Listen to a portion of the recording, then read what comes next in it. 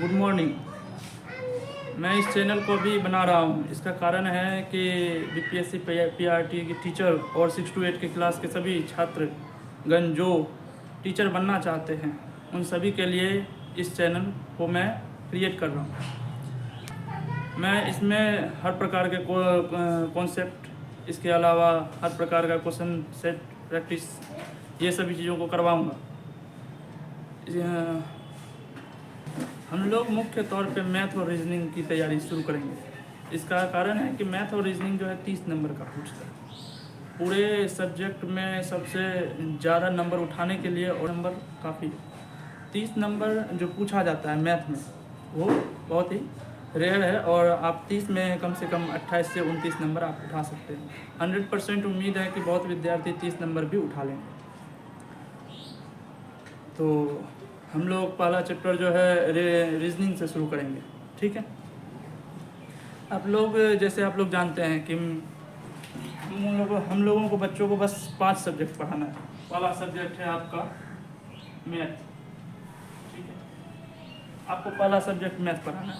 Math में जो है 30 नंबर मैथ में जो है मैथ सब्जेक्ट शुरू करना है। दूसरा है साइंस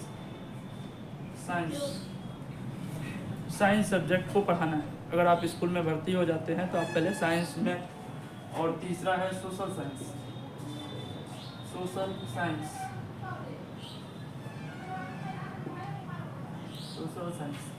तीसरा है सोशल साइंस। हम लोग सोशल साइंस पढ़ाएंगे। चौथा क्या होता है कि चौथा बोलते हैं इंग्लिश, और पांचवा होता है हिंदी।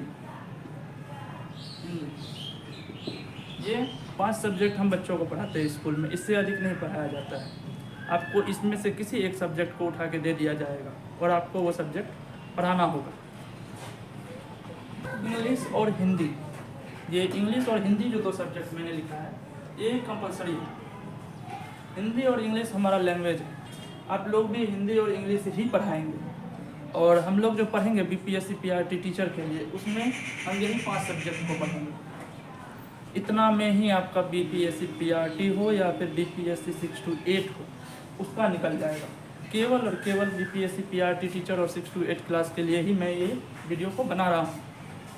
इसमें हम लोग मैथ में 2 तरह से पढ़ेंगे, ठीक है। एक रीजनिंग, पहला क्या पढ़ेंगे रीजनिंग, और दूसरा मैथ। ये 2 पढ़ेंगे इसमें। मैथ जो है एक रीजनिंग पढ़ेंगे। रीजनिंग आपका 12 से 14 नंबर का आ जाता है, और 12 से 14 नंबर का पूछ लेता है। और इसमें जो है दूसरा है 16 से 18, ये आपका मैथ पूछा जाएगा। ये दोनों ऐसे सब्जेक्ट हैं जो पूरा में पूरा नंबर आपको दे देंगे। 12 से 14 आपने रीजनिंग पढ़ लीजिएगा, और 16 से 18 जो है मैथ आपका नंबर उठा देगा। लगभग 30 नंबर, इन दोनों से 30 नंबर का आपको पूछेगा। 30 नंबर आपको इससे मिल जाएंगे। इसके अलावा साइंस को हम लोग 3 भाग में तोड़ देते हैं। पहला आप लोग का आता है केमिस्ट्री, हिंदी में हम लोग बोल देते हैं रसायन शास्त्र। दूसरा आता है बायोलॉजी,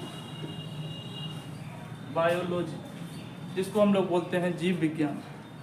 और तीसरा आता है फिजिक्स, जिसको हम लोग बोलते हैं भौतिकी। ये 3 सब्जेक्ट भी आपका ये पूरा जीके, ये पूरा जो तीनों आ जाता है आपका जीएस, जनरल साइंस में, ये सभी चीज़ें पढ़ लेते हैं। इसमें एक आता है सोशल साइंस, इसको आप लोग जीके बोलते हैं। ये सभी चीज़। और सबसे मेन मैंने बताया इंग्लिश और हिंदी। अगर आप भी पीएससी पीआरटी टीचर या 6 to 8 के लिए पढ़ रहे हैं तो और आपको हिंदी और इंग्लिश में 30 नंबर मांगते हैं। 30 नंबर का क्वेश्चन पूछा जाता है, जिसमें कि कम से कम 30% मार्क्स लाना जरूरी है। 30% मार्क्स लाना जरूरी है। अगर 30% मार्क्स नहीं आते हैं आपके, तो आप बाकी इन सभी में अगर आप 100 भी ले आते हैं तब भी आपको फेल माना जाएगा, ठीक है। इन सभी सब्जेक्ट को पढ़ने के अलावा मुख्य तौर पे जो हम लोग पढ़ेंगे वो है करेंट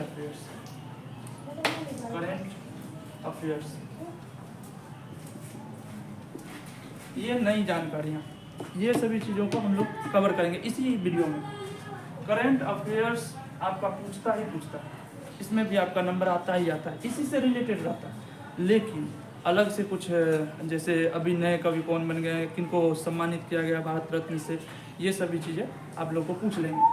इन सभी को क्लियर करने के बाद हम लोग जो है बीपीएससी के लिए प्रैक्टिस